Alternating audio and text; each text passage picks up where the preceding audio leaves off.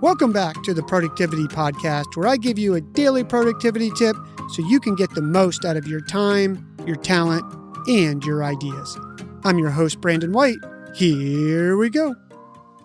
Can you remember a time when you performed at your peak? You absolutely dominated a game you played, a race, or you nailed that presentation? Imagine if you could replicate that performance whenever you wanted. You can, and today we're exploring the concept of individual zones of optimal functioning, or IZOF. In today's episode, you'll learn what individual zones of optimal functioning are, where they came from, a research study that shows it works, and then we'll give you a short exercise on how to find your zone of optimal functioning so you can reach your peak performance at will. Imagine a sweet spot, a mental and emotional playground where your focus lasers in, your energy elevates, and your abilities skyrocket. That's your IZOF, the unique zone where you perform at your absolute best. This concept wasn't some futuristic fantasy. Rather, it was the brainchild of sports psychologist Dr. Hans Hanlon in the 1990s. He observed that athletes' performance wasn't just about physical prowess, but also hinged on athletes' internal states. A nervous, jittery mess just didn't smash records like a more controlled, energized athlete. Here's what the research says. Researchers in a study published in the European Journal of Sports Science titled Individual Zones of Optimal Functioning for Performance Prediction in Elite Soccer Players monitored top footballers and found that players who played within their individual zones of optimal functioning, characterized by specific emotions and arousal levels, consistently delivered their best performance.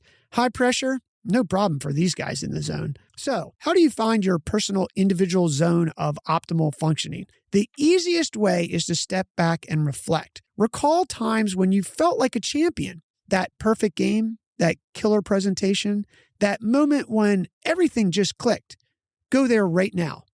Remember it like it just happened an hour ago. What were you feeling? Were you buzzing with nervous energy or calm focus? Keep in mind that nervous energy isn't bad. That elevated state puts your mind and body in a high-performance mode.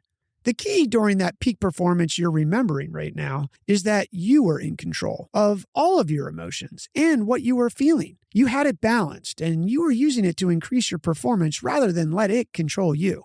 How would you describe that state that you're remembering right now in one word? Holding on to that image, that word, is your first step to recognizing your zone. It's your switch to turn on that state when you need it. From there, it's about experimentation.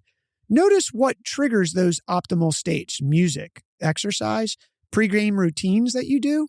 And when you feel yourself slipping out of the zone, don't panic. Acknowledge it.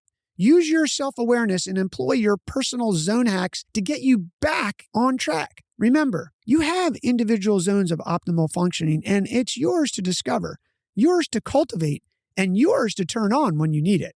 With a little introspection and experimentation, you will unlock your ultimate performance zone and crush every goal like a champion. Your move.